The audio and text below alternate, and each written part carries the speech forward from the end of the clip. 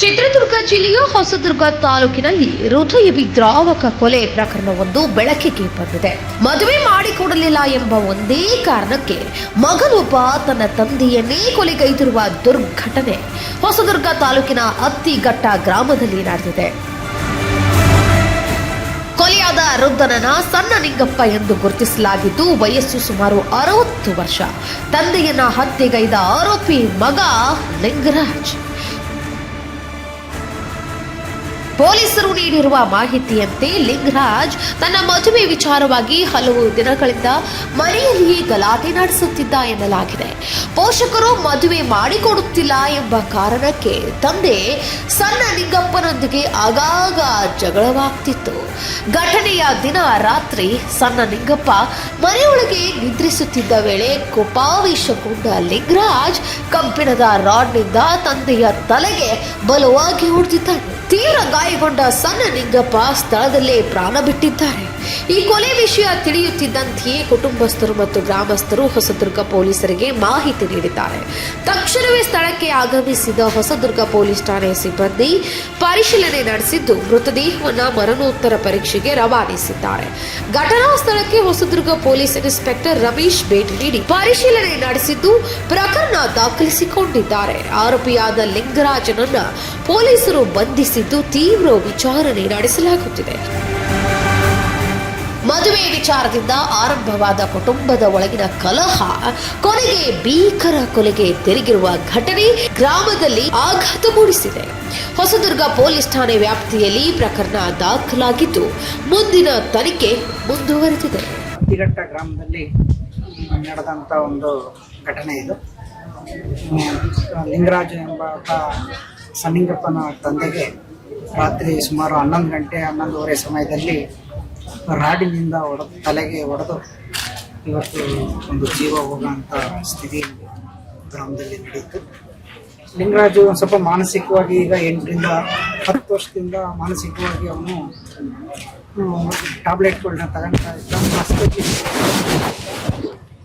ಆದರೆ ಮಾತ್ರೆಗಳು ಸರಿಯಾಗಿ ತಗೊಂಡರೆ ಅವನಿಗೆ ವೇರಿಯೇಷನ್ ಆಗಿ ಈ ರೀತಿ ನಡೆದಿದ್ದ ಒಂದು ಘಟನೆಯನ್ನು ನಮ್ಮ ಗ್ರಾಮಕ್ಕೆ ಸುಮಾರು ಅವನಿಗೆ ಈ ಒಂದು ತಿಂಗಳಲ್ಲಿ ಒಂದು ಸರಿ ಜಾಸ್ತಿ ಮಾತ್ರೆಗಳನ್ನ ತಗೊಂಡು ಹಾಸ್ಪಿಟ್ಲಿಗೆ ತಗೊಂಡು ಮತ್ತೆ ಚೆನ್ನಾಗಿದ್ದ ಮತ್ತೆ ಇದೇ ರೀತಿ ಅವನಿಗೆ ಇದಾಗಿದೆ. ತಂದೆ ಮತ್ತು ಮಗನಿಗೆ ಯಾವುದೇ ರೀತಿ ವೈಮನಸ್ಸೆ ಆಗಲಿ ಇನ್ನೊಂದಾಗಲಿ ಏನು ಇರಲಿಲ್ಲ. ಇಬ್ಬರು ಅನ್ಯೋನ್ಯವಾಗಿ ಚೆನ್ನಾಗಿ ಕೆಲಸ ಮಾಡ್ಕೊಂಡು ಹೋಗ್ತಾ ಇತ್ತು. ಗ್ರಾಮಸ್ಥರಿಗೆ ನೋವು ಉಂಟಾಗಿ ಗೋವಿಂದರಾಜ್ ಇದೇ ಗ್ರಾಮದ ಸರ್. ನಮ್ಮ ಮಾವರಾಗಬೇಕು, ಮಾವನ ಮಗ ಅವನು, ಮಾವನ ಮಗ ಸರ್ ಲಿಂಗರಾಜ್ ಅವರು. ರಾತ್ರಿ 11 ಗಂಟೆಗೆ ರಾಡಲ್ಲಿ ತಗೊಂಡು ಅವ್ರು ಮಲಗಿದ್ದಾರೆ 3 ಜನ. ಎದ್ದುಬಿಟ್ಟು ಕರೆಕ್ಟ್ ತಲೆಗೆ ರಪ್ಪಾಜಿಗೆ ಹೊಡೆದಿರೋದು. ಅದು ಏನು ಅಂತ ವಿಷಯ ಗೊತ್ತಿಲ್ಲ ಸರ್. ನಮಗೆ ರಾತ್ರಿ 12 ಗಂಟೆಗೆ ಕುಮಾರಣ್ಣ ಫೋನ್ ಮಾಡಿದರು. ನೋಡಿ ನಿಮ್ಮೂರ ಈ ಥರ ಹಿಂಗೆ ಆಯ್ತೆ, ಆಂಜನೇಯ ಕದ್ರಿ ನರಸಿಂಹ ಸ್ವಾಮಿ ದೇವಸ್ಥಾನ ಮುಂದೆ ಅಂದರೆ ನಾವು ಎದ್ದು ಬರೋದಕ್ಕೆ ಅಲ್ಲಿ ಫೋನ್ ಬಂತು.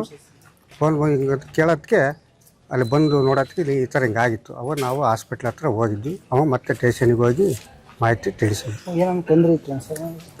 ತೊಂದರೆ ಅಂದರೆ ಹಂಗೆ ಹಿಂಗೂ ಹಾಸ್ಪಿಟ್ಲಿಗೆ ಹೋಗ್ತಾಯಿದ್ರು. ಅದು ನಿಮ್ಮ ಮೈಂಡ್ ಏನೋ ಇದಾಯಿತು ಅಂತ. ಈಗ ಇತ್ತೀಚೆಗೆ ಏನೂ ಇಲ್ಲ, ಮನೆ ಕೆಲಸ ಮಾಡ್ಕೊಂಡು ಕ್ಲೀನಾಗಿ ಇದ್ದ. ರಾತ್ರಿ ಆ ಥರ ಘಟನೆ ನಡೆದಿತ್ತು. ನಮ್ಮ ಹೆಸರು ಕುಮಾರ. ಚೆನ್ನಾಗಿದ್ರು. ಗಲಾಟೆ ಪಲಾಟೆ ಏನೂ ಇಲ್ಲ. ರಾತ್ರಿ ಚೆನ್ನಾಗೇ ಇದ್ದರು ಅವರು.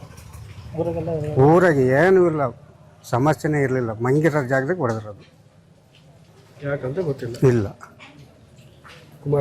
ನಮ್ಮ ಹೆಸರು ಕುಮಾರ.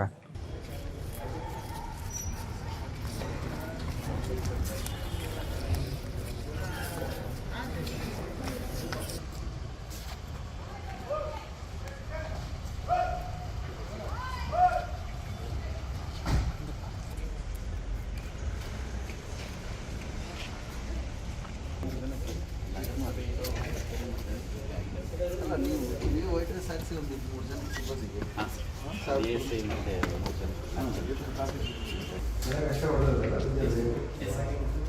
ಅಲ್ಲೇ ಹೋಗಿದ್ದ ಪ್ರಾಣ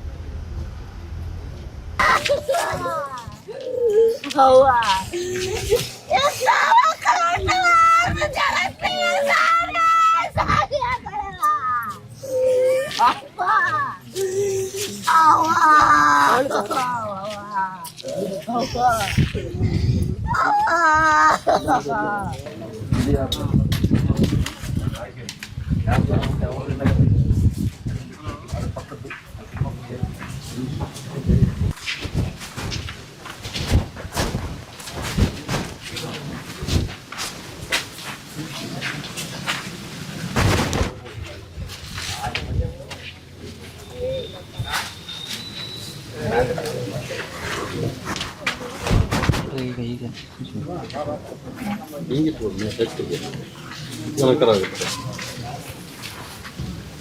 ಹಂಗಲ್ಲ ಒಂದು ಸೀಟ್ ಒಂದು ಸೀಟಿಗಪ್ಪ